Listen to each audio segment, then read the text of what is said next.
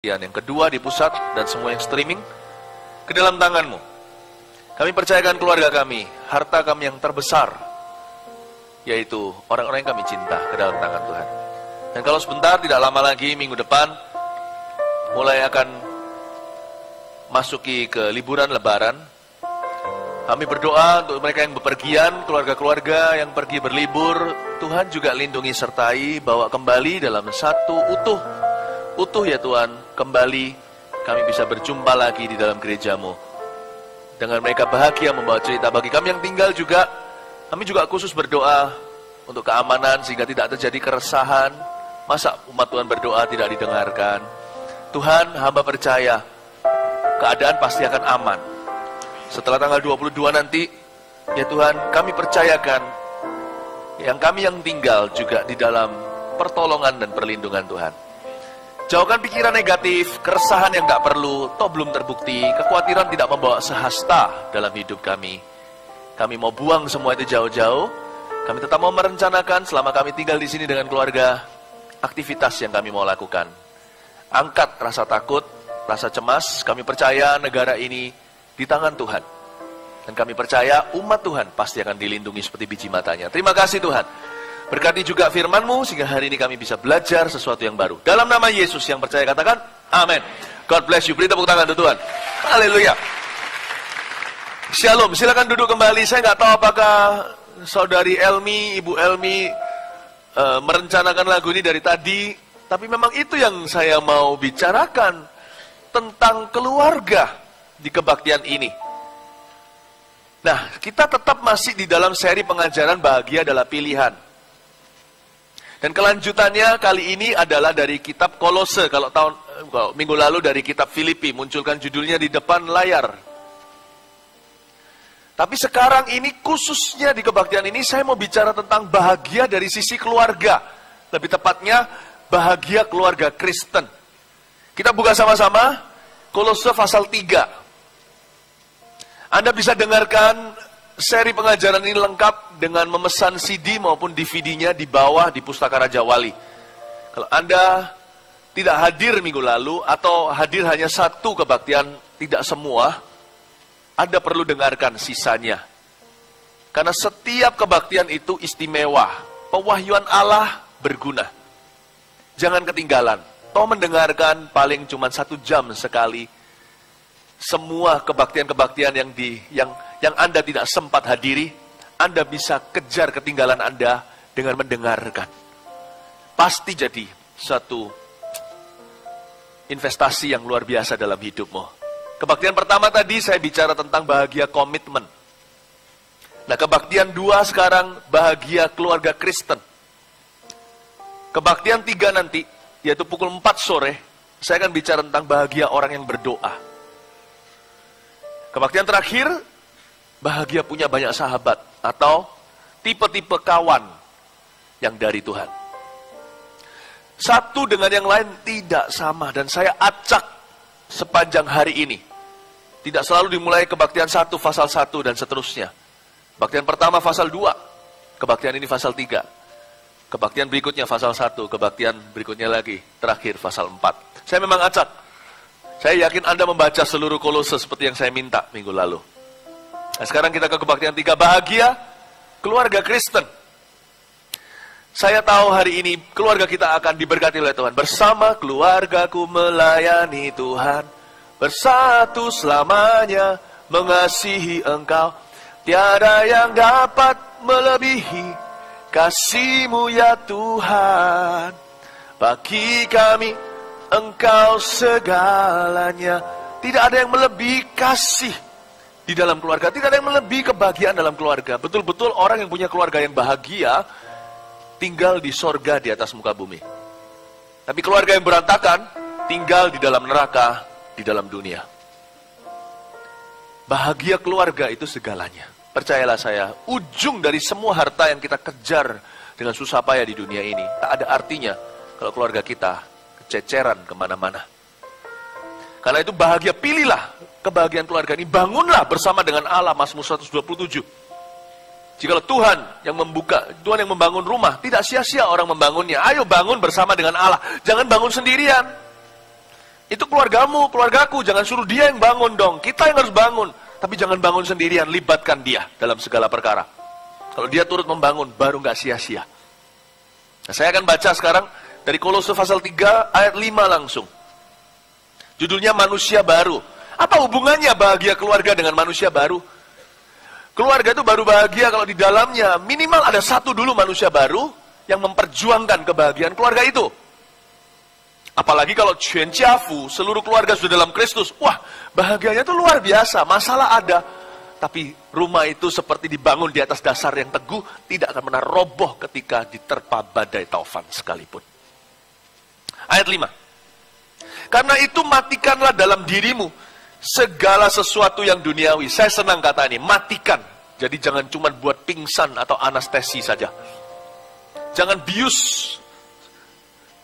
sebagian, bius total, bukan hanya bius total, bunuh. Bukan bunuh orang, bunuh kebiasaan, bunuh sifat ini.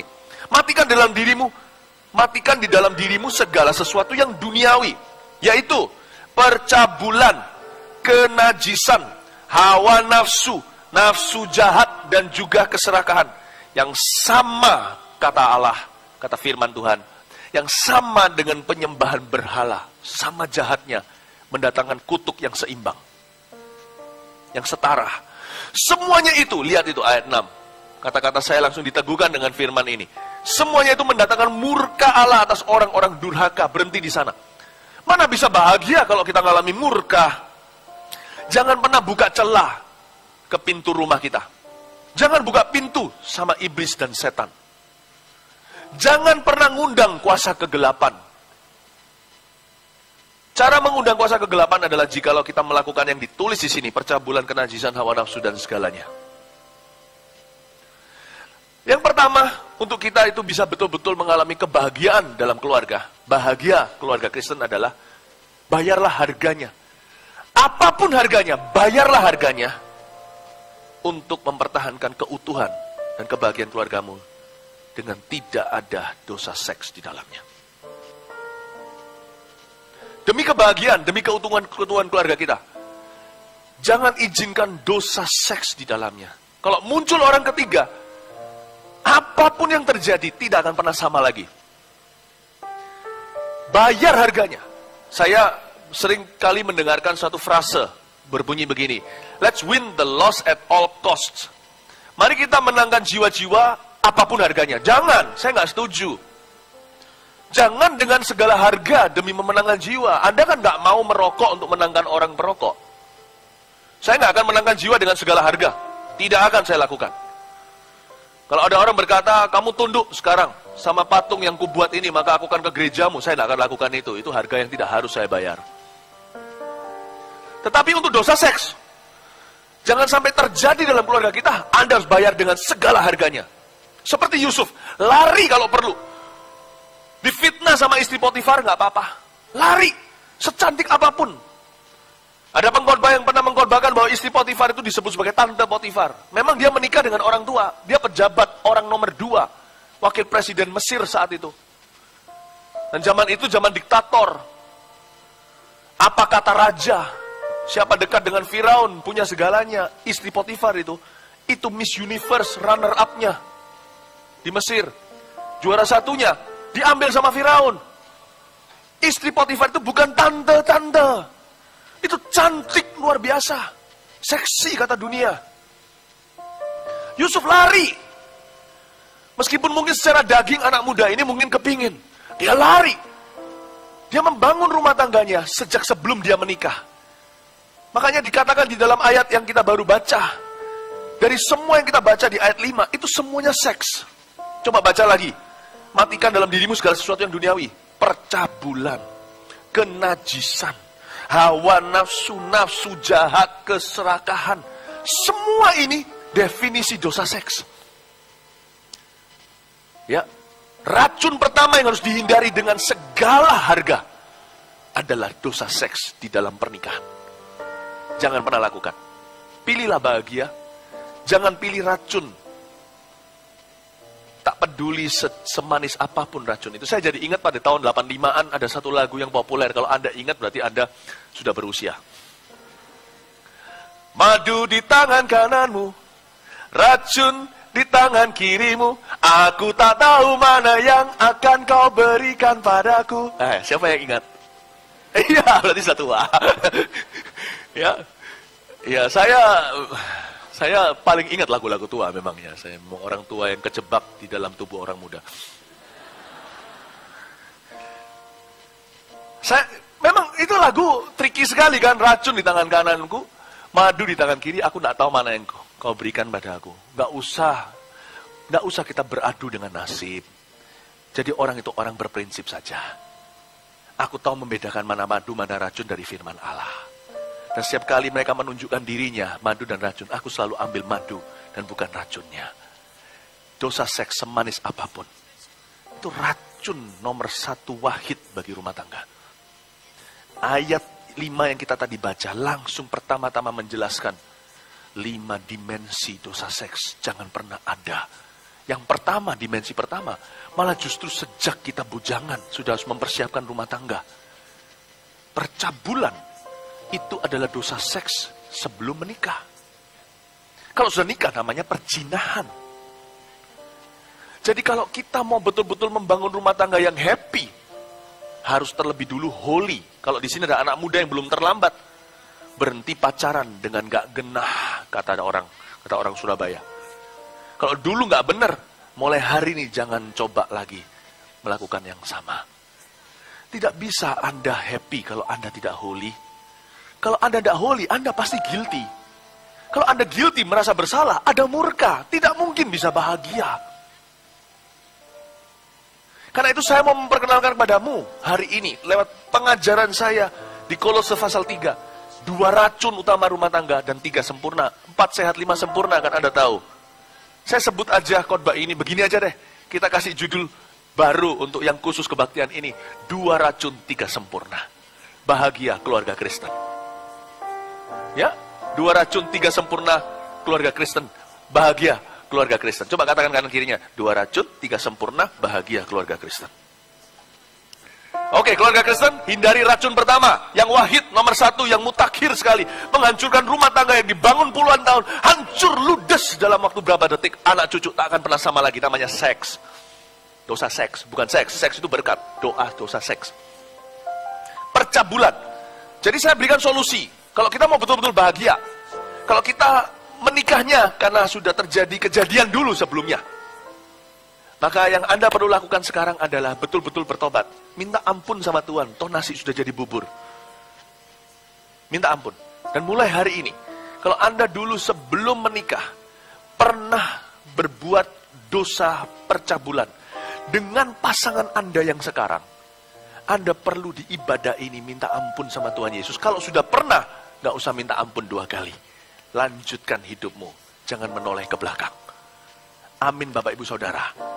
Kalau Anda yang belum telat masuk ke pernikahan, kalau Anda belum pacaran, sebelum pacaran pikir dulu, kalau aku pacaran tidak boleh bermain-main. Aku harus sungguh-sungguh pacaran untuk menikah.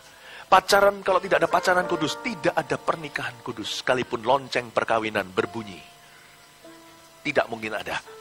Percabulan jangan ada. Hormati ranjang pernikahan.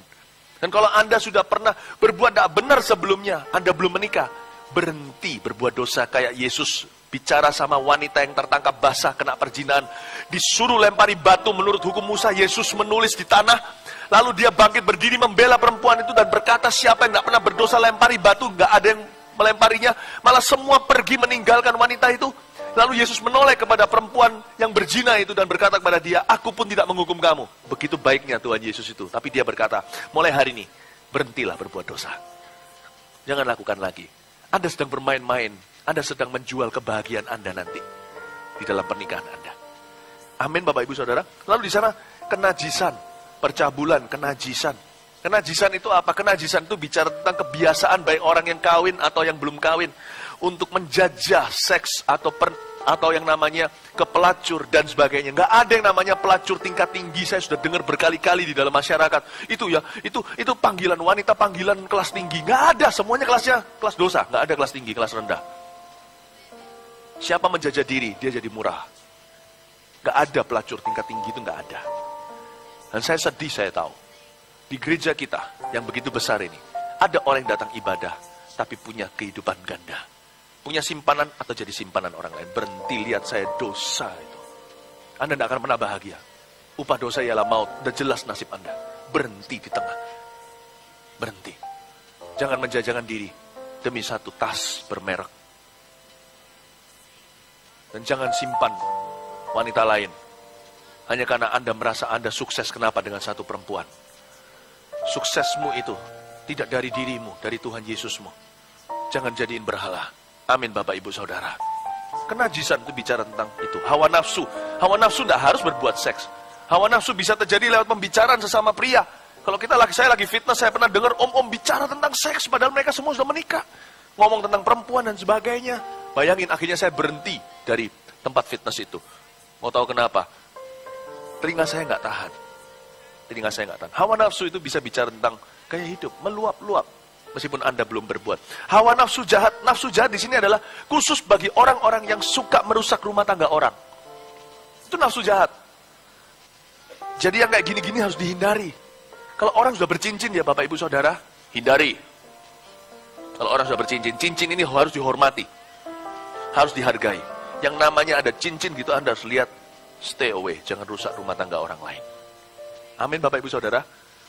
Kasihan sekali.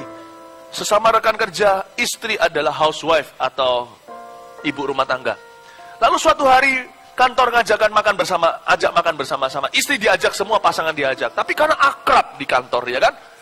Lalu tiba-tiba yang perempuan agak cantik gitu. Lalu ini suami Anda lagi makan sama-sama. Gimana kabarmu sayang? Perhatikan dong, jangan nafsu jahat. Itu orang bercincin, yang pakai cincin satunya itu ada di sebelahnya. Itu pikirannya gimana? Kita harus memperhatikan rumah tangga orang. Hormati ranjang pernikahan, sekalipun bukan ranjangmu, ranjang orang lain. Hormati mereka. Stay away. Jangan panggil yang sayang. Nanti dikira orang Madura. Stay away. Hormati itu. Nafsu jahat adalah orang-orang yang tidak peduli dengan cincin pernikahan. Stay away. Amin Bapak Ibu Saudara. Dan juga keserakahan. Keserakahan ini bicara tentang orang yang merasa nggak cukup punya satu pasangan. Kok enaknya aku sukses begini kok cuma satu. Bapak Ibu Saudara, ini adalah racun pertama. Racun di tangan kiri. Jangan kau ambil semanis apapun itu.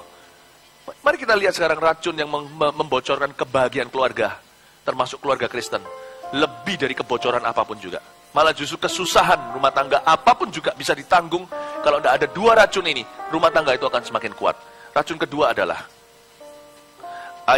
sekarang kita lihat ayat 7. Dahulu kamu juga melakukan hal-hal itu ketika kamu hidup di dalamnya. Tetapi sekarang, buanglah semuanya itu. Ini, yaitu marah, geram, kejahatan, fitnah, dan kata-kata kotor yang keluar dari mulutmu. Jangan lagi kamu saling mendustai, karena kamu telah menanggalkan manusia lama serta kelakuannya. Dan telah mengenakan manusia baru yang terus-menerus diperbaharui untuk memperoleh pengetahuan yang benar menurut gambar kaliknya. Dalam hal ini, tiada lagi orang Yunani atau orang Yahudi, orang bersunat atau orang tidak bersunat, orang barbar atau orang skit, budak atau orang merdeka. Tapi Kristus adalah semua, dan di dalam segala sesuatu. Kembali dengan saya di ayat 8 dan 9, bunyinya demikian. Tetapi sekarang buanglah semuanya ini, yaitu, kita sekarang masuk ke kategori racun kedua. Racun pertama, dosa seks. Racun kedua, kita lihat setelah penjelasan berikutnya. Yaitu marah, geram, kejahatan, fitnah, kata-kata kotor yang keluar dari mulut. Lalu ayat 9, kata-kata dusta. Racun kedua adalah dosa lidah. Tidak ada yang lebih menghancurkan pernikahan daripada dosa lidah suami dan istri. Kalau pertama racun pertama yang paling wahid adalah dosa seks. Orang ketiga, perselingkuhan. Ya, dan sebagainya. Ini jangan sampai ada, ini bukan hanya mengurangi keharmonisan, tapi meretakkan hubungan rumah tangga, bukan hanya bukan hanya horizontal, tapi juga vertikal. Mentalitas anak-anak kita akan terpengaruhi semua. Tak akan pernah sama. Kado paling indah, warisan terbesar yang bisa kita berikan kepada anak cucu, bukanlah harta benda, tetapi pernikahan yang bahagia. Yang kedua adalah dosa lidah. Lihat, dosa lidah terdiri dari marah, Kata-kata amarah itu bahaya loh. Dasar kamu. Apakah definisi kata-kata amarah? Kata-kata emosi ketika diucapkan menyesal nanti. Ada baiknya diam. Silence is not golden, not always golden. Ada orang berkata, diam itu emas. Tergantung diamnya di mana. Kalau kita perlu memberitahu sama satu orang Injil yang menyelamatkan, orang itu membutuhkan, kita diam saja. Nah, itu namanya bukan silence is golden. Itu namanya nggak bertanggung jawab. Ada waktunya ketika satu orang yang ada di sekeliling kita, dia berkata, siapa yang bisa sembuhkan saya ya? Tidak apa-apa. Mungkin kalau begini aku akan sembuh. Anda tahu jawabannya, Anda simpan saja. Itu namanya bukan emas, tapi tidak bertanggung jawab. Tapi kalau kita lagi marah, nah silence is golden. Ada baiknya kita tidak menghancurkan rumah tangga sendiri dan mengurangi kebahagiaan. Tangan kita ini kalau membangun bersama dengan Tuhan, Mazmur 127, bisa membangun kebahagiaan atau bisa meruntuhkan. Kalau kita nggak bangun dengan Tuhan, kalau kita nggak kong kali kong dengan Tuhan, kita tidak kerjasama dengan Roh Kudus, jangan-jangan tangan kita ini akan meruntuhkan rumah tangga kita sendiri. Tangan kita sendiri yang akan menghapuskan kebahagiaan keluarga kita. Ya kan? Kalau bukan Tuhan yang membangun rumah, sia-sialah. Kalau kita pakai tangan kekerasan, habislah kebahagiaan. Ketika marah, diam dulu. Mari kita buat komitmen, stay quiet. Is the most Christian tindakan paling Kristen ketika marah adalah diam. Diam dulu. Kalau jangan sampai kita mengucapkan kata-kata yang akan kita sesali nanti, itulah yang disebut dengan marah. Lalu geram. Geram itu bahasa Jepangnya gemes. Tapi bukan gemes lucu, gemes rasanya geram. Ini sudah mulai main tangan ini. Ini bukan lagi marah, ini udah geram. Itu geram itu kalau anjing itu sudah bukan lagi tapi itu sudah lagi gigit. Makanya Paulus berkata, hati-hati supaya kamu jangan saling menggigit, supaya murka jangan turun atasmu. Ya, lihat geram, kejahatan. Kita mulai berbuat sesuatu yang jahat, kadang-kadang kita bisa kaget. Aku kok bisa gitu sama orang yang kucintai sendiri ya? Kok bisa jahat? Sebenarnya ya, langkah-langkahnya simple. Dari marah itu harus langsung ditindak. Jangan tunggu sampai berbuat jahat. Setan tahu gimana menggiring amarah kita menjadi besar. Lalu kata-kata kotor yang keluar dari mulut, apalagi dusta. Dosa lidah itu bahaya. Hati-hati Bapak Ibu Saudara. Hari-hari ini Roh Kudus berbicara kepada gereja kita, jemaat kita. Sia-sialah ibadahmu setiap minggu datang ke kebaktian jam 10. Kalau pulang ke rumah, kau tidak bisa mengekang lidahmu. Yakobus berkata demikian. Sia-sialah ibadahmu. Ibadah yang sejati adalah mengekang lidah. Bukan hanya pergi ke yatim piatu dan para janda untuk menolong mereka dalam kesusahan mereka, tapi supaya kita sendiri tidak dicemari dengan pakaian dosa. Ibadah itu sia-sia kalau kita tidak mengekang lidah. Meskipun tidak ada yang sempurna. Siapa yang tidak pernah berkata salah, orang itu adalah orang yang tidak pernah berbuat salah. Orang itu orang sempurna, nggak ada. Tapi minimal, kalau kita tidak punya perkataan benar, jangan berkata salah. Simpan kata-katamu sendiri. Roh Kudus sedang berbicara kepada kita. Kalau saya khotbah begini, pasti ada maksud Allah. Pasti ada orang di sini sebelum datang ke sini tadi, keluar kata-kata kotor. Roh Kudus itu selalu tepat waktu. Itulah sebabnya saya tidak pernah mempersiapkan khotbah saya dengan catatan gimana. Sebab orang bisa mengubah 1 menit sebelum masuk ke gereja berbuat sesuatu yang bodoh. Roh Kudus bisa bicara langsung lewat saya. Tidak harus permisi lewat catatan saya. Saya tahu di sini kalau saya bicara begini, pasti ada orang-orang yang punya kebiasaan buruk di antara kita. Yaitu mereka yang suka banting meja sama pasangannya. Mereka yang suka keluar kata-kata yang kasar. Kata-kata yang menyudutkan, menjatuhkan, menghancurkan. Mungkin bisa jadi kenapa dari 4 ibadah ini saya bicara di kebaktian 2. Mungkin di kebaktian 2 saya nggak menghakimi paling banyak persoalan rumah tangga. Mungkin juga. Jangan menghakimi lah, lihat kanan kiri, oh ternyata kamu. Jangan begitu. Bisa jadi Anda sendiri, bukan orang lain. Jangan nilai orang lain, nilai sendiri. Tapi bisa jadi, di kebaktian ini paling banyak pertengkaran rumah tangga. Anda ke gereja sudah 10 tahun, gak ada kemajuan di area itu. Izinkan saya sekarang, terangi area abu-abumu itu. Dan Roh Kudus akan datang, mengurapimu untuk menang di area itu. Yang percaya, beri tepuk tangan untuk Tuhan. Amin Bapak Ibu Saudara. Dosa seks, segala harga hindari. Dengan segala harga, kalau perlu lari. Kalau perlu lari. Lalu dosa lidah, sesakit apapun membara, tutup kerannya. Tunggu dulu untuk segala sesuatu. Yang pasti kata cerai jangan muncul. Kata-kata kita tuh bisa jahat loh. Gak ada orang yang lebih tahu gimana melukai kita selain pasangan kita. Bener. Yang paling mencintai kita tahu bagaimana paling menyakiti kita. Lewat kata-kata. Dan kalau Anda menyakiti, kalau kita menyakiti pasangan kita, ujungnya kita sakiti diri sendiri. Karena ketika dia sakit, kita pun tidak bahagia. Ketika dia sakit hati. Bapak, Ibu, Saudara, saya mau dorong Anda. Untuk mari kita sama-sama hati-hati di area ini. Karena kita paling tahu bagaimana, apa yang paling menjatuhkan. Contohnya, ketika lagi marah, mungkin keluar kata-kata penyesalan atas pernikahan Anda. Contohnya, tahu gini dulu, aku gak jadi sama kamu, aku jadi sama Jen. Aku juga gak mau kalah, lu tahu gini, kamu begitu jahat, tahu gitu, aku gak jadi sama lu, aku jadi sama Tarsan. Tarsan Jen. Tahu kan ceritanya?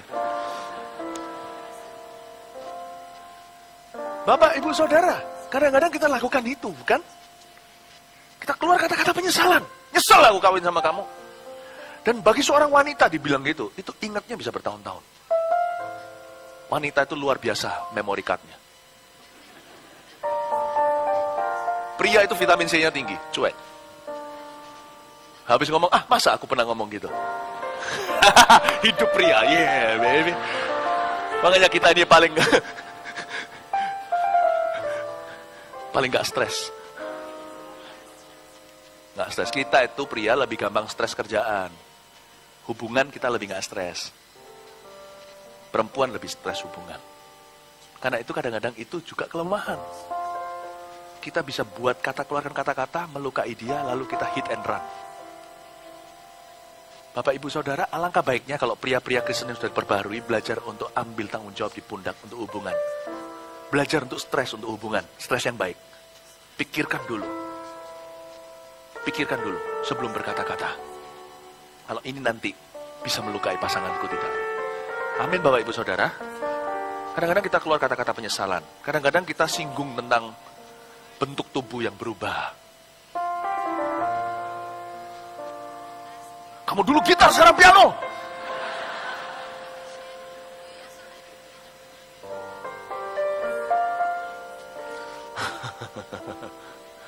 Ya, Bapak, Ibu, kadang-kadang kita keluar kata-kata, kita bisa jahat loh. Tapi setelah itu ya, Saudara, makanya firman Tuhan bilang apa? Kalau barang siapa berbuat baik sama pasangannya, berbuat baik pada dirinya sendiri. Soalnya ujungnya kalau pasangan kita sakit hati, yang sedih ya kita. Gitu. Yang gak bahagia ya kita. Hati-hati dengan bahasa lidah, yang bukan bahasa roh. Bahasa daging. Hati-hati dengan itu. Kadang-kadang di sini ya, mau konseling sampai kapanpun kalau Anda gak mau berubah cara berbicara, gak ada gunanya. Anda bisa konseling sama orang yang S3 di dalam konseling, di dalam psikologi. Anda bisa konseling sama orang yang paling diurapi. Tidak ada gunanya. Anda harus mau berubah. Kalau Anda mau melihat kebahagiaan. Anda mau melihat pernikahan Anda bahagia. Amin, Bapak, Ibu, Saudara. Ya, kita lihat sekarang ayat 12. 2 racun sudah kita tinggalkan. Sekarang kita lihat 3 sempurnanya. Karena itu sebagai orang-orang pilihan Allah yang dikuduskan dan dikasihinya. Kenakanlah belas kasihan, kemurahan, kerendahan hati, kelemah lembutan, dan kesabaran. Sabarlah kamu seorang terhadap yang lain. Dan ampunilah seorang akan yang lain apabila yang seorang menaruh dendam terhadap yang lain. Sama seperti Tuhan telah mengampuni kamu, kamu berbuat jugalah demikian. Ayat 12 dan 13, yang pertama. Saya, gini loh, cara baca Alkitab ini ya, nanti saya kasih 3 sempurnanya. Lalu di bawah nanti ada hubungan antara anggota-anggota rumah tangga, itu aplikasinya. Saya punya manual itu ada di buku ini. Setiap kali saya berhadapan dengan istri, anak, orang tua, bos, atau atasan, atau bawahan, saya selalu berkaca sama ini. Firman itu kaca luar biasa. Kalau kita terus berkaca, bercermin dengan ini, kita nggak akan lupa wajah kita. Seperti kata Yakobus, orang yang mendengar firman saja, itu dengar lalu lupa. Nah, saya akan kasih Anda 3 sempurna ini, dan Anda lihat dalam hubungan itu nanti aplikasinya. Anda bisa terus kaca dengan 3 sempurna ini. Apakah Anda sudah hidup sesuai firman-Nya? Hanya mereka yang hidup sesuai firman lah. Kata Mazmur 1, segala sesuatu diperbuatnya berhasil. Dia berbuah pada musimnya. tidak layu daunnya, alias pohon itu pohon yang segar dan bahagia. Oke, kita lihat yang pertama, kenakan belas kasihan, kemurahan, kerendahan hati, kelemah lembutan, dan kesabaran. Yang pertama, 3 sempurna tadi bicara tentang sikap hati yang benar. Itulah sebabnya tiap pagi orang Kristen mesti saat teduh, mesti cari Yesus, mesti makan firman. Karena kita ini nggak bisa isi bensin dari dalam diri sendiri. Bensin kita datang dari luar, dari firman Allah. Karena di dalam sini sifat Adam semua. Dari tubuhku, dari atas kepala hingga bawah kaki ini, semua kita modelnya lain-lain, warna juga beda-beda.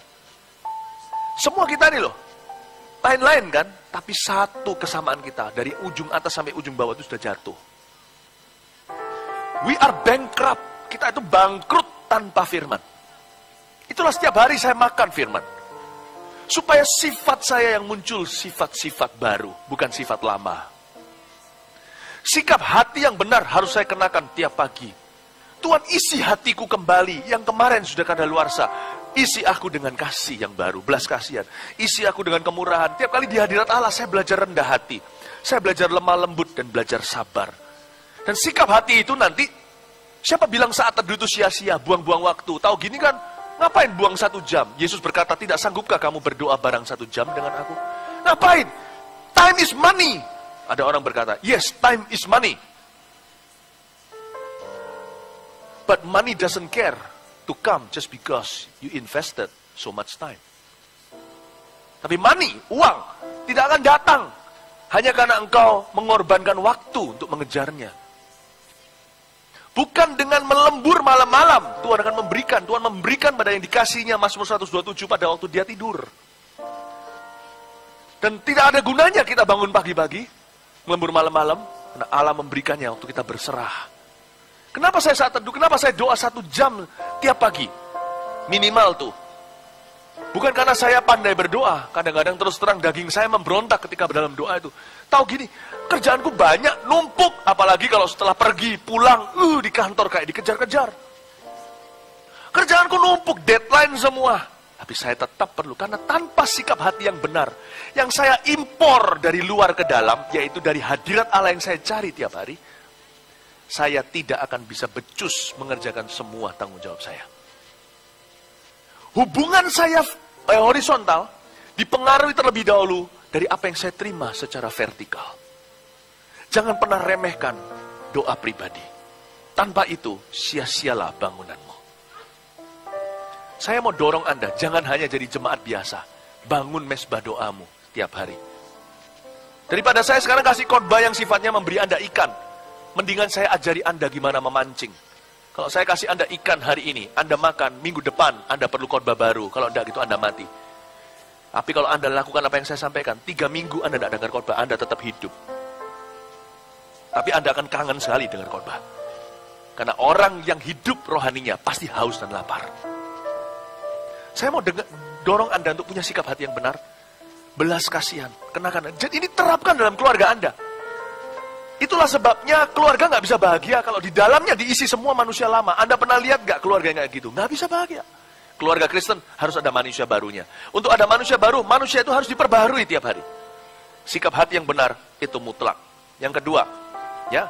Dan di atas semuanya itu kenakanlah kasih sebagai pengikat yang mempersatukan dan menyempurnakan. Hendaklah damai sejahtera Kristus memerintah dalam hatimu, karena untuk itulah kamu telah dipanggil menjadi satu tubuh, dan bersyukurlah. Salah satu hal yang akan diubah Tuhan dulu ketika kita mendekat kepadanya adalah cara pandang kita. Dari orang yang mengeluh, menit pertama, ketika 60 menit telah berlalu, menit ke-60 kita berubah menjadi orang yang bersyukur. Itulah pengalaman saya saat teduh setiap hari. Cara pandang saya berubah. Sempurna yang kedua adalah cara pandang kasih. Ketika Yesus mengubah cara pandangmu, Anda akan melihat dari kacamata Yesus. Meskipun Yesus gak pakai kacamata. Anda akan memandang lewat sorotan matanya, dan sorotannya selalu kasih. Dan itu akan mengubah keluarga Anda. Jadi jangan pernah tuntut keluarga Anda untuk berubah. Saya pernah dapat pertanyaan seperti ini dari anak muda. Aku sudah buat baik sama papaku kok, orang tuaku. Tapi orang tuaku terus jahat sama aku harus gimana? Anda gak bisa ubah orang tua Anda. 1001 orang sudah mencobanya gak bisa mengubah orang tua mereka. Anda mau merubah? Mau merubah keluarga Anda. Meskipun 1 senti per hari, Nggak sampai 1 meter, 1 kilometer seperti yang Anda harapkan. 1 senti pun jadi. Gampang. Perubahan itu harus datang dari perubahanmu. Bukan Tuhan mengubah situasinya dulu, Tuhan ubah cara pandang kita. Tuhan tidak ubah keluarga kita dulu, Tuhan ubah cara pandang kita. Tuhan tidak akan mengubah suamimu dulu. Tuhan akan mengubah istrimu dulu. Tuhan akan mengubahmu. Itu adalah efek samping pertama, yang merupakan efek utama ketika seseorang berjumpa dengan Allah tiap hari. Yaitu orang itu yang diubah terlebih dahulu. Amin Bapak Ibu. Cara pandang kasih. Yang ketiga, ya 3 sempurnanya. Ini 3 hal ini penting untuk membangun keluarga untuk membangun kebahagiaan keluarga Kristen. Kita harus punya sikap hati yang benar. Tanpa itu buyar. Kita harus punya cara pandang kasih terhadap pasangan dan keluarga, anak, cucu, menantu, ya, dan juga orang tua, mertua. Yang ketiga, hendaklah perkataan Kristus diam dengan segala kekayaannya di antara kamu. Wah, ini mirip dengan racun kedua tadi ya. Perkataan yang meruntuhkan, tapi ini perkataan yang membangun. Luar biasa nggak? Nggak ada gunanya lah ya cara pandang melulu. Nggak ada gunanya lah sikap hati yang benar. Komunikasi manusia itu lewat kata-kata. Benar, komunikasi manusia itu lewat kata-kata. Hendaklah perkataan Kristus dan diam dengan segala kekayaannya di antara kamu, sehingga kamu dengan segala hikmat mengajar dan menegur seorang kan yang lain, dan sambil menyanyikan mazmur dan puji-pujian dan nyanyian rohani, kamu mengucap syukur kepada Allah dalam hatimu. Dan segala sesuatu yang kamu lakukan dengan perkataan atau perbuatan, lakukanlah semuanya itu dalam nama Tuhan Yesus, sambil mengucap syukur oleh Dia kepada Allah Bapa kita. Yang ketiga, biar sikap hati benar biar cara pandangnya sudah kasih, nggak ada gunanya kalau perkataan yang keluar semuanya adalah perkataan negatif. Sebab, dan juga nggak mungkin sih, kenapa air tawar pasti keluar dari sumber tawar? Mana ada air asin keluar dari sumber tawar, air tawar keluar dari sumber asin? Nggak mungkin. Apa yang ada di mulut pasti keluar dari hati. Tapi kalau memang betul ada di hatimu, katakan di mulutmu. Harus disengaja. Perkataan yang ketiga adalah perkataan yang membangun. Ini 3 ingredient yang Tuhan ajarkan waktu saya baca ayat-ayat Alkitab ini. Tuhan bilang harus ada di dalam keluarga Kristen di zaman ini. Sikap hati yang benar, cara pandang kasih, dan perkataan yang membangun. Perkataan yang tidak membangun contohnya gimana? Munculin sebentar di sini Amsal 12 ayat 16. Amsal 12 ayat 16, munculin aja, nggak usah dibuka ya. Dor. Oke. Keluarin Amsal 12 16 yang saya minta tadi. Bodohlah yang menyatakan sakit hatinya seketika itu juga. Itu yang disebut dengan marah dan geram tadi, geram dan marah, tapi bijak yang mengabaikan cemooh. Perhatikan? Perkataan yang membangun. Perkataan yang membangun. Alkitab di sini bahkan katakan sampai bunyinya seperti perkataan yang kedengarannya seperti nyanyian. Mau tahu enggak perkataan seperti nyanyian? Tanya sama istri Anda. Lama kita tidak memuji dia kan? Kalau kita puji dia, kamu bagus, kamu hari ini pergi pesta nih, udah biasa. Ayo cepetan, ya kan? Kok telat? Jangan lupa, mungkin Anda mengeluh di depan. Ujungnya waktu pulang, jangan lupa loh, istri Anda itu dandan berapa jam. Beda cowok dan cewek di sini. Sekali lagi, kaum Adam, kita jauh lebih berbahagia dalam hal ini. Ada pesta itu ya, mereka dari pagi. Rambut sendiri, make up sendiri. Kita sampai jam 3, masih model belum mandi gak apa-apa. Yang cowok, kita tinggal nyemplung ke bathtub, keluar udah wangi, sisir sedikit ke kanan ke kiri, udah jadi. Mereka itu berapa jam? Jangan pernah anggap pelayanan itu free of charge. Dia kalau lakukan itu supaya nanti gak memalukan, dia juga sedikit banyak gak memalukan suaminya kan. Pastikan you save the best praise for last. Baby, save the last dance for me. Dia ngomong sama dia, by the way, ya, ngomong satu di mobil mungkin, mama cantik hari ini. Itu kedengaran seperti, haleluya. Seperti lagu dan nyanyian, gak percaya, tanya mereka. Ada kata-kata yang dengernya kayak lagu dan nyanyian. Itu yang disebut dengan, jangan pernah heran kalau kita di sini, aku nggak bisa nyanyi, menyanyikan mazmur, puji-pujian, nyanyian rohani, aku nggak bisa nyanyi. Mulut kita itu harus penuh nyanyian tanpa kita mengalunkan nada. Contohnya, kalau kita bilang terima kasih sama seseorang ketika mereka butuh mendapatkannya, itu kayak nyanyian. Ketika kita bilang puji Tuhan, itu membantu seluruh keluarga damai sejahtera. Coba bayangin, ya, coba bayangin. Itu kalau pulang gereja, semua orang komentar, contohnya pulang gereja nih, lagi pergi makan nih, lalu semua diomelin, keluarga ngomel, ini kok gini, kurang ini, lalu di sana tukang parkir nanti di restoran bertengkar segalanya. Anda nggak usah nyeletuk, nggak usah ngomong banyak-banyak, puji Tuhan ya hari ini kita bisa makan sama-sama. Itu kayak seperti disiram air dingin di tengah-tengah hawa yang panas. You wanna be a blessing? You don't have to preach. Keluarkan kata-kata positif, tidak perlu Anda berkhotbah. Keluar kata-kata positif, memang agak canggung pertama, tapi perlu buat keluarga. Anda cuma bilang sesuatu, semua akan diam. Lihat, Anda punya kuasa mengubah mood seluruh keluarga. Hanya lewat kata-kata biasa. Ada kata-kata merupakan nyanyian, merupakan lagu, tanpa ada melodi, tanpa ada chord-chordnya, tanpa ada musik mengiringinya. Itu yang disebut nyanyian rohani. Nyanyian rohani itu tidak bisa didengar dengan audio. Nyanyian rohani itu hanya bisa dirasakan di hati. Mulut beberapa orang itu kayak lagu. Beberapa orang mulutnya kayak pecut. Yang mana yang Anda? Bapak Ibu Saudara, buat komitmen.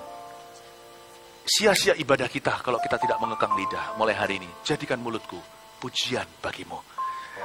Seorang yang lain sambil menyanyikan mazmur dan puji-pujian dan nyanyian rohani, kamu mengucap syukur kepada Allah dalam hatimu. Amin Bapak Ibu Saudara. Caranya begitu di dalam keluarga. Ada beberapa orang, keluarganya minta didoakan agar sejahtera, nggak bisa. Doa bisa mempercepat, begini maksud saya. Anda telah menggunakan waktu 7 tahun untuk melukai keluargamu. Dan itu semuanya dikredit loh ya. Itu kreditnya konsisten. Tiap hari, tiap minggu selalu ada kata-kata kasar yang menjatuhkan. Lalu bagaimana tidak? Nggak fair dong. 7 tahun tiba-tiba datang ke gereja, minta Pak Yusuf selesaikan dalam 7 menit. Doakan saya, langsung selesai, langsung bahagia. Nggak bisa. Tapi doa bisa mengubah sesuatu. Kalau hati orang itu mau, Allah tidak pernah memaksakan kehendaknya. Allah mengetuk pintu. Siapa membuka pintu, Tuhan akan duduk makan dengan dia. Dan pertama yang Tuhan atur, bukan apa yang masuk ke mulutnya, yaitu makanan itu di meja makan itu. Waktu dikatakan Tuhan makan dengan kita, di kitab Wahyu, itu maksudnya yang pertama Tuhan atur adalah mulut orang itu. Bukan apa yang masuk ke dalam mulutnya yang menajiskan, apa yang keluar yang menajiskan. Mulutnya yang dipegang dulu. Tidak heran, ketika Tuhan mau mengubah dunia, Tuhan kirim Roh Kudusnya, gereja perdana lahir. Apa dulu? Apa api Tuhan bentuknya apa? Lidah. Mana dulu yang dijamah? Lidah. Berubah. Luar biasa. Bukan hanya kata-kata positif, tapi kata-kata iman pun muncul. Kata-kata syukur pun bermunculan. Dari seorang Petrus yang berkata, yang mengutuk berapa minggu sebelumnya, baru berapa hari yang lalu, kutuk-kutuk Tuhan di baitnya atau di pelatarannya imam besar. Baru berapa saat yang lalu Tuhan tegur dia sebagai iblis karena dia berkata, janganlah Tuhan naik ke atas kayu salib. Berubah jadi seseorang yang berkata-kata tentang Tuhan. Keluarga kita hancurkan 7 tahun dengan konsisten kredit. Hari per hari, lu bodoh, lu goblok. Udahlah, berhenti sampai sana ya. Lebih dari itu saya nggak boleh bicara. Itu udah nggak baik dah. Dari selama 7 tahun kita konsisten. Mana bisa 7 menit selesain dengan tumpang tangan. Dengar kata-kata Tuhan pada Elia. Dari jalan kamu meninggalkan aku, pergi. Lewat jalan itu kembali. Dari mulut kau ceraikan keluargamu. Dari mulut kau persatukan mereka. Dari mulut kau ambil rampas kebahagiaanmu sendiri. Dengan mulut kembalikan kebahagiaan itu. Mungkin pertama kali waktu kita kembali, kata yang paling tepat adalah sorry. Tapi doa kan membuat gini loh. Anda merusaknya 7 tahun. Nah inilah bedanya kata-kata kitab Roma.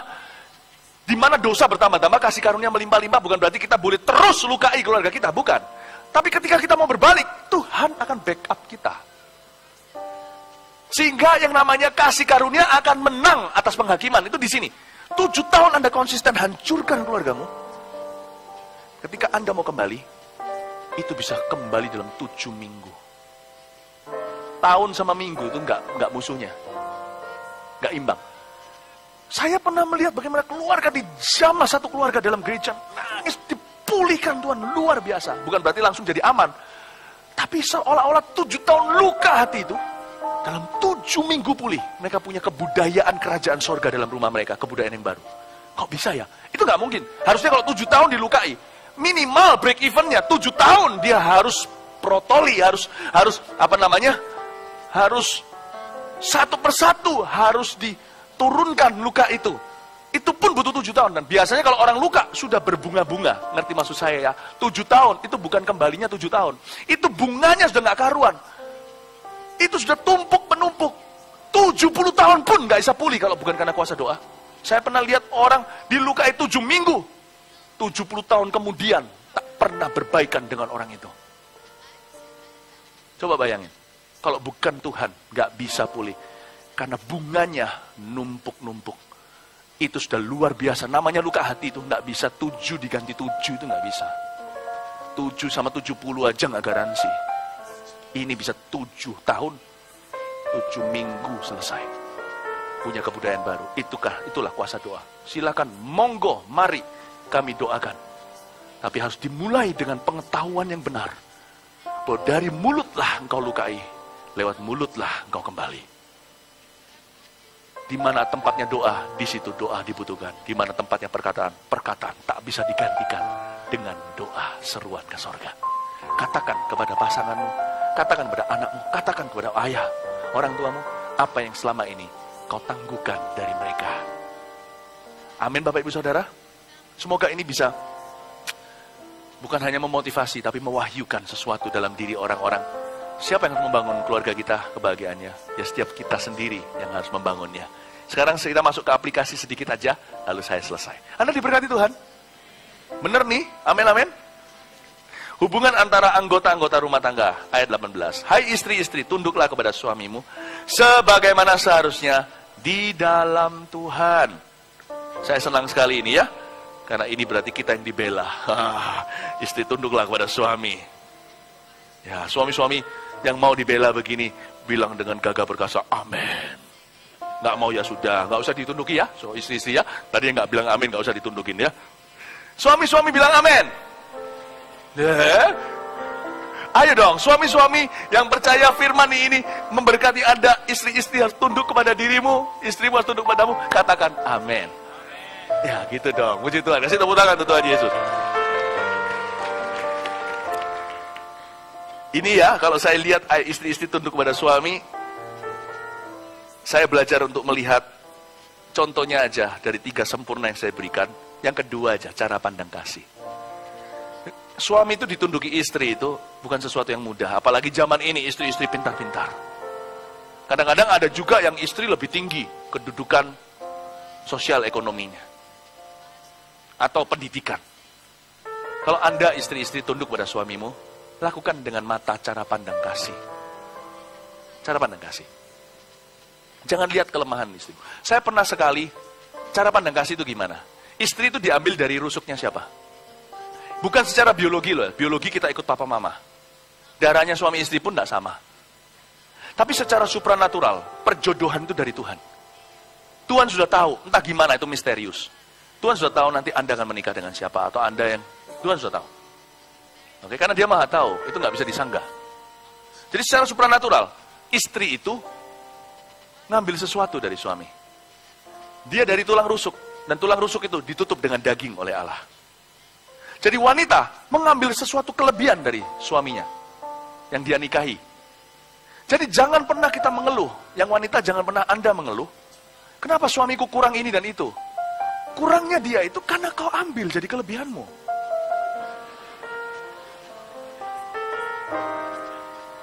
Jangan hakimi dia, mengeluh, compare, bandingkan dengan suami orang lain. Anda justru harus dukung dia sepadan, dan gimana caranya tanpa emosi, Anda bantu dia untuk mengatasi kelemahannya. Karena Anda yang punya jawabannya. Saya pernah sekali loh, cuma sekali itu saya berhasil menjodohkan orang. Enggak sih, berapa kali sih yang saya pernah menjodohkan orang ya, dan berhasil. Tapi kali itu saya berhasilnya, telak. Menurut saya sendiri kagum, oh iya ya, kok bisa Tuhan kasih hikmat gitu. Begini, ada satu orang wanita senang, disenangi seorang pria. Pria itu agak gemuk. Wanita itu langsing, cantik, oke lah. Lalu habis itu, mereka dikejar-kejar, tapi wanita itu masih mengharapkan menunggu yang lain.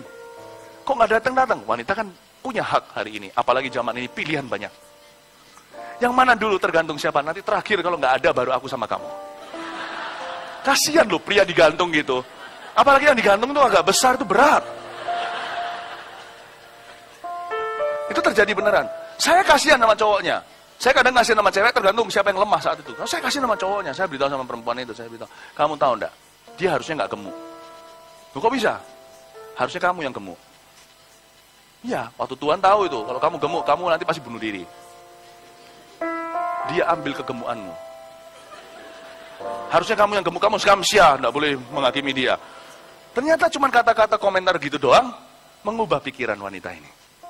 Ya memang dalam berguraunya kita, kalau kita memang sedang dituntun Tuhan, bisa jadi. Saya cuma bilang sama dia, mungkin Tuhan waktu menciptakan kamu, DNA-mu lebih gede. Tapi dia mungkin menawarkan diri sebagai bayi. Aku aja yang gemuk. Betapa indahnya, harusnya kamu pertimbangkan dia loh. Kamu jangan cuma lihat bungkusnya. Isinya tuh emas. Nanti suatu hari kalau kamu sudah menikah, kamu tidak cuma lihat itu saja, nggak cuma lihat badannya, dia tahu yang nggak jelek.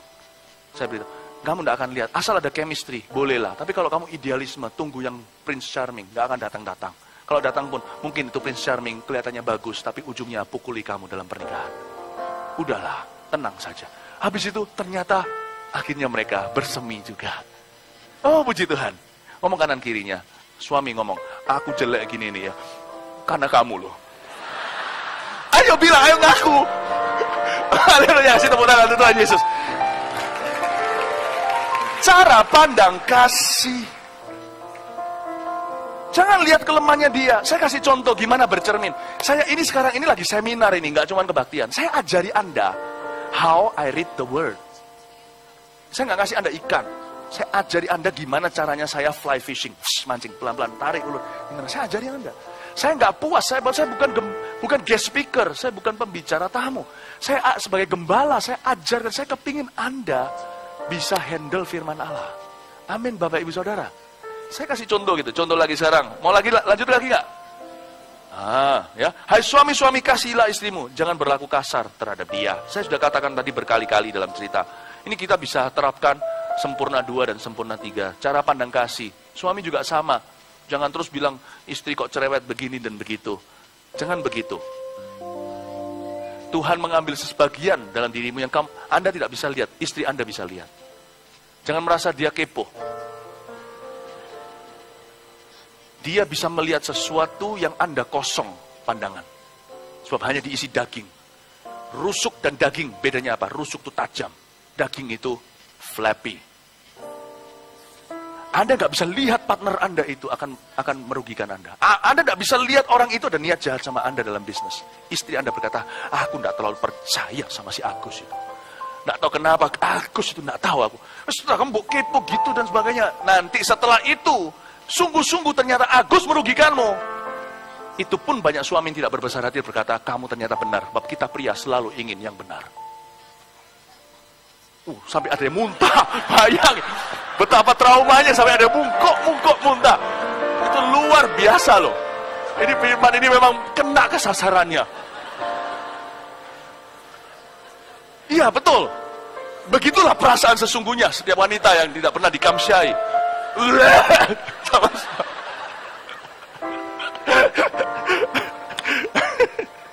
Oh, are you enjoying yourself? Anda nikmati, amin. Haleluya. Pakai kata-kata yang paling, bukan menyanjung, menjilat. Buat apa, sudah istri sendiri kan? Tapi pakai kata-kata yang membangun. Ingat loh ya, give, it will come back to you. Anda kasih, Anda itu akan kembali. Good measure, press down, shake it together, running over, give. It will come back to you. When you give to the Lord. Kalau Anda berkata sesuatu pada istri Anda, itu Anda berikan tuh jangan hemat. Kayak orang isi bensin itu loh, yang disebut memberi dengan takaran yang ditekan, digoncang-goncang. akan melimpah ruah kembali ke dalam lumbungmu. Itu artinya, kalau Anda mau bayangkan, seperti Anda lagi isi bensin, Anda mau keluar kota jarak panjang, Anda mau isi lebih banyak, Anda goyang-goyang mobil Anda. Bisa masuk lebih bukan? Kalau zaman kolot cara lama, ya kan? Kecuali kalau truk, goyanglah, ada yang goyang sendiri.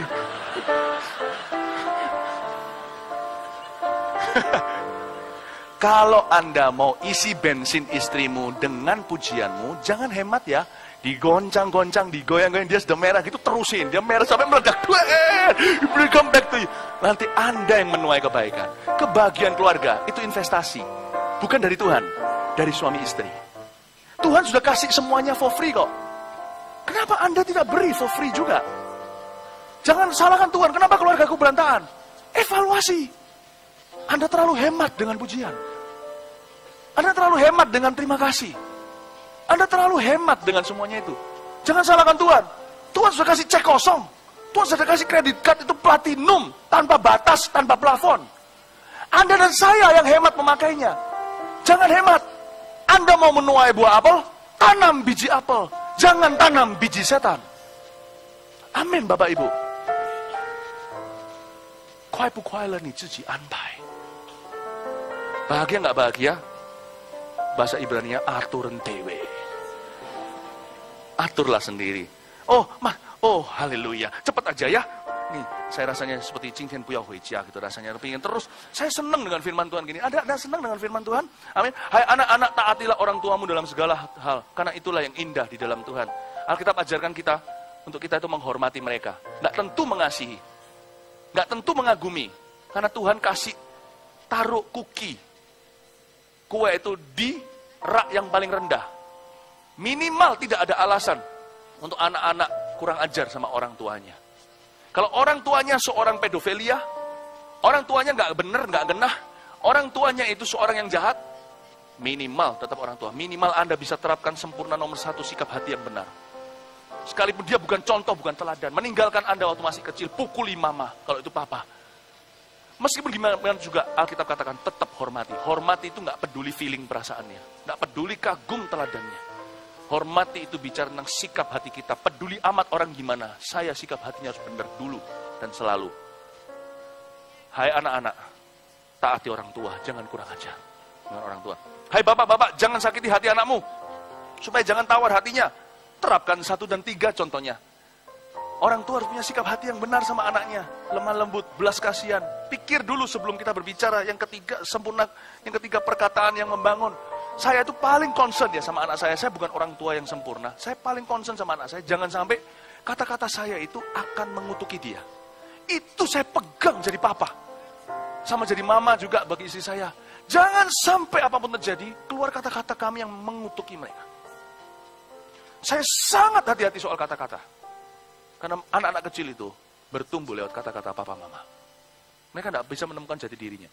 Karena itu ayat ini berbicara ke saya, jangan sakiti hati anakmu. Satu jalan untuk sakiti mereka adalah lewat kata-kata. Selain pukulan, pukulan itu nomor 2. Kata-kata itu lebih menyakitkan. Benar. Saya ingat baik-baik Bapak Ibu Saudara, jangan sampai keluar kata-kata yang membodohkan. Kata-kata menghancurkan. Ingat terus berdoa, Tuhan jagai pintu hatiku. Kalau saya peduli sama anak saya harus hati-hati. Loh, saya kalau sama anak saya juga ada banyak gesekan. Namanya tinggal sama-sama. Tapi anak saya nggak, setahu saya hari ini tidak ada satupun anak saya yang sakit hati dengan papa mamanya. Nggak ada.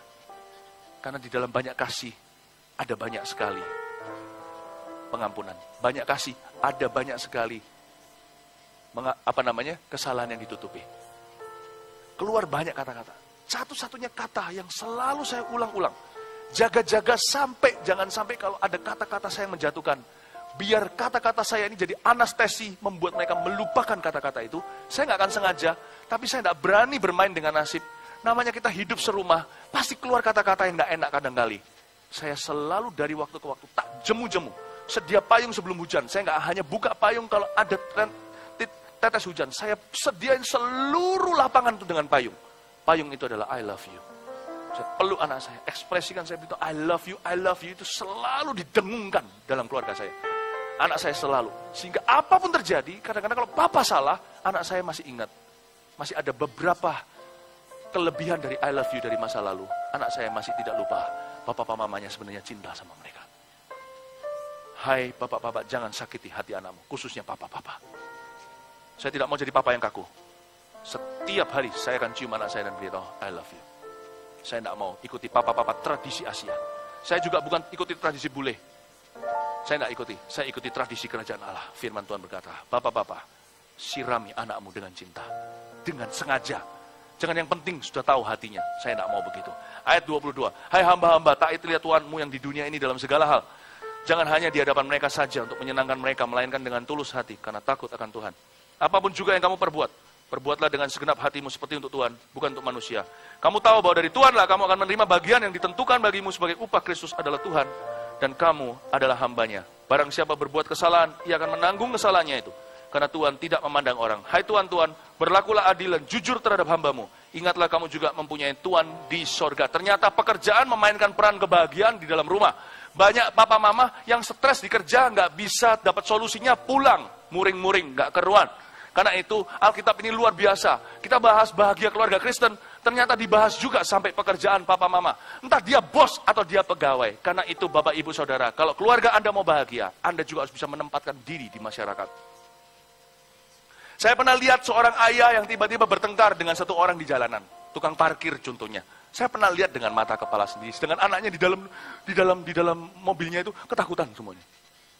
Sebahagia-bahagia keluargamu, kalau sekelilingnya itu tidak mendukung, juga tidak ada gunanya, kebahagiaan itu akan diambil. Karena itu Bapak Ibu Saudara, kalau Anda adalah bos, belajarlah untuk mawas diri.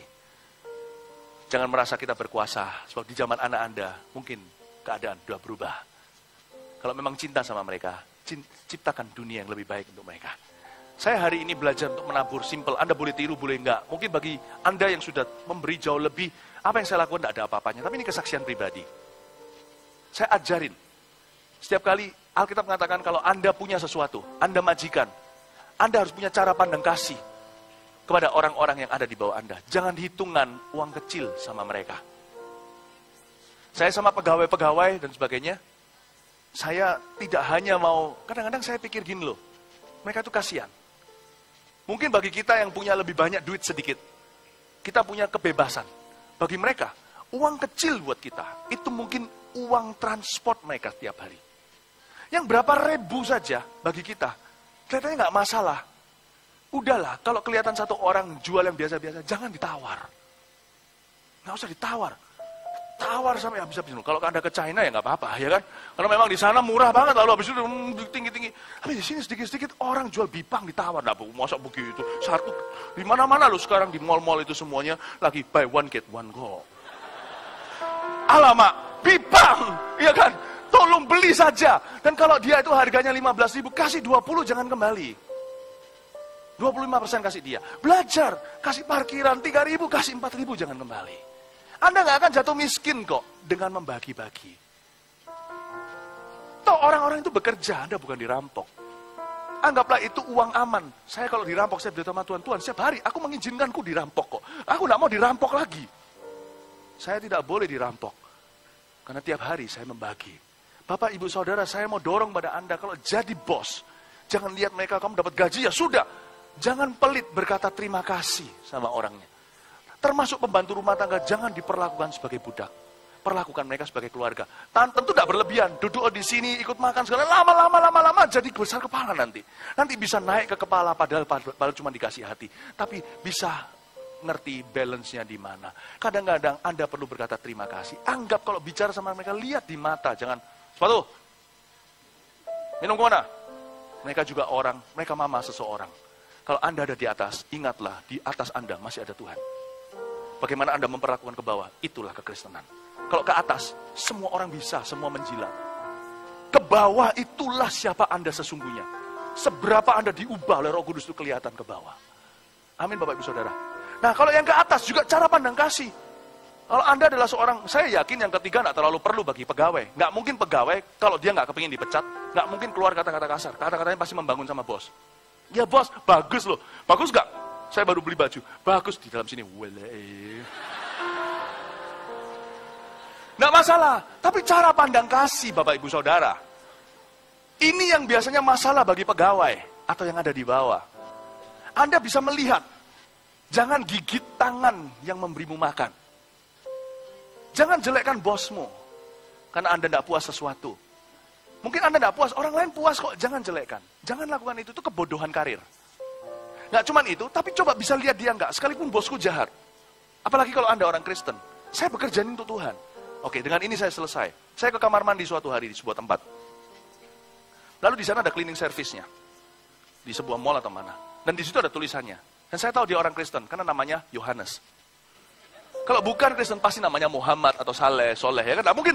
Kalau Yohanes kita tahu itu pasti orang Kristen. Minimal mamanya orang Kristen kan. Nah kan saya kan ya udahlah semuanya kan di kamar mandi ngapain? Masa baca? Ya pipis ya kan.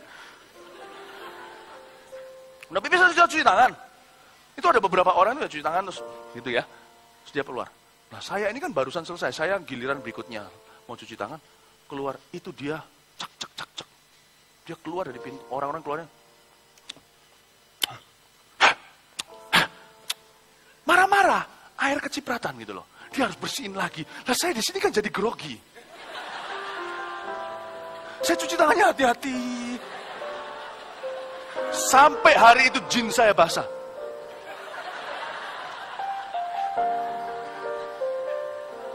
Saya nggak mau dimarahin dia.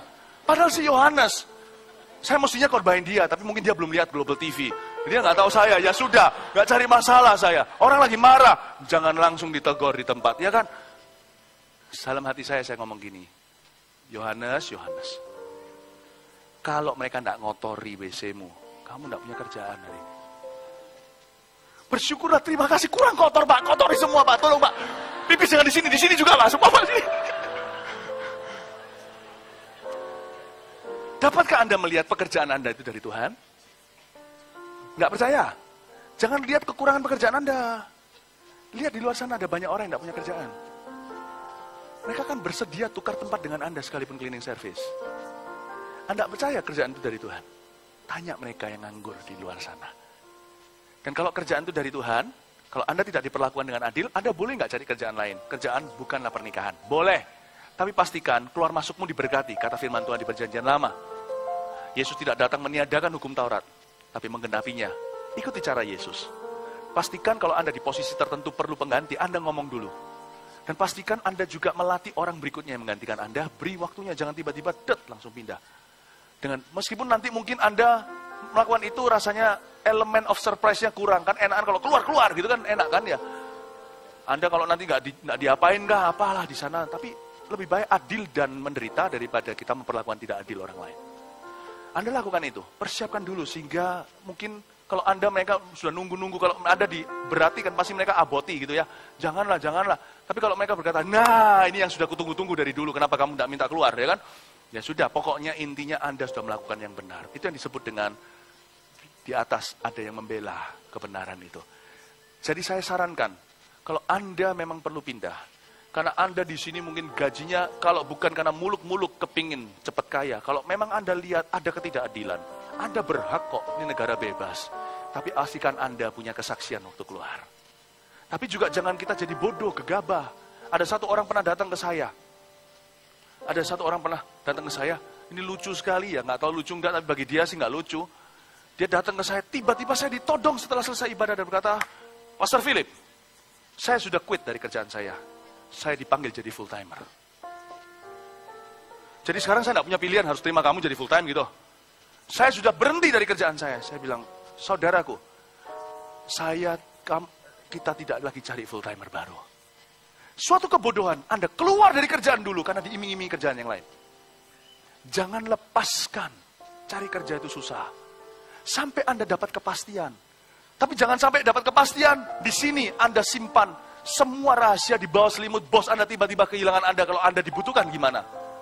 Anda siapkan nggak apa-apa, nggak usah beritahu. Tetapi kalau memang mereka perlu tahu, mereka persiapkan dulu, itu hak-hak Anda mau ambil silahkan, beritahu dulu. Bosmu juga punya hak loh, jangan lupa, di atas bosmu itu ada Tuhan. Beritahu dia, aku mau keluar bulan sekian, dipersiapkan dulu. Dan jangan jadi orang yang bodoh, gegabah, lepas dulu, baru cari pekerjaan itu. Itulah resep kemiskinan. Orang cari kerjaan susah kok, yang sudah ada, potong bebek angsa dulu. Karena nanti ada anak angsa, minggu depan dikirim lewat ekspres. Jangan pernah percaya ekspres, janji-janji ekspres. Anda siapkan dulu, baru Anda di sana minta diri untuk keluar. Anda siapin dulu di sana. Tapi alangkah baiknya kalau Anda dapat pekerjaan yang sejahtera. Yang gini kan fair. Fair buat pekerja, fair buat bosnya. Diberitahu lebih dulu supaya ada persiapan. Saya bicara ini kepada dua belah pihak. Karena di dalam ibadah ini ada pegawai, juga ada bosnya. Karena itu mari kita membangun keluarga yang bahagia. Juga di dalam masyarakat menempatkan diri dengan benar. Amin Bapak Ibu Saudara. Amin. Kalau nanti kita ketemu di kamar mandi, jangan marah kalau saya ciprat sana sini. Haleluya, kasih tepuk tangan untuk Tuhan Yesus. Mari kita sama-sama bangkit berdiri. Praise the Lord. Oh, indahnya gereja Mount Sharon di sini. Dari orang yang pengusaha besar, sedang, kecil ada di sini. Ya, dari orang-orang yang punya pabrik sampai yang paman becak juga ada di sini. Tapi kita semua dalam harmoni. We are one big family. Kita semua adalah keluarga besar. Dan di sini kita diajarkan bagaimana mengajar bahagia dengan tanggung jawab. Amin Bapak Ibu Saudara. Saya berdoa agar pekerjaan Anda semakin dipromosi. Agar pengusaha-pengusaha, bos-bos di sini punya pegawai-pegawai yang tetap. Yang takut akan Tuhan, yang tidak mencuri di belakang punggungmu. Orang-orang yang setia, yang punya cinta akan bidang usaha yang Anda geluti. Bukan hanya bekerja untuk Anda, punya loyalitas begitu loh. Tapi di sini kalau ada pegawai-pegawai, saya berdoa Anda mendapatkan pekerjaan yang sudah ada sekarang ini supaya semakin sejahtera, semakin dipromosikan. Kalau Anda memang layak dipromosikan, Tuhan akan tolong Anda. Dan juga kalau tidak, saya berdoa, jika di tempat Anda tidak dihargai, sekalipun Anda sudah melakukan segala yang Anda tahu, saya berdoa Allah membuka pintu. Kalau satu tempat tidak menghargaimu, asal surga menghargaimu, Tuhan akan buka pintu. Anda pasti akan berakhir di tempat di mana Anda seharusnya berada. Bukan di goa hideout, tapi di tahta. Anda pasti akan diangkat oleh Tuhan Yesus. Amin Bapak Ibu.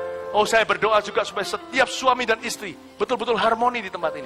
Mari mulai hari ini 3 sempurna dijalankan. Buang 2 racun itu. Racun di tangan kananmu, madu di tangan kirimu. Jangan ambil racun itu semanis apapun juga. Mulai hari ini, milikilah sikap hati yang benar, cara pandang, kasih, dan perkataan yang membangun. Mari kita bangun keluarga kita dengan segenap hati. Dan saya percaya kebahagiaan itu bukan lagi sesuatu yang muluk-muluk, sesuatu yang bisa kita nikmati setiap hari. Haleluya. Bersama keluargaku melayani Tuhan.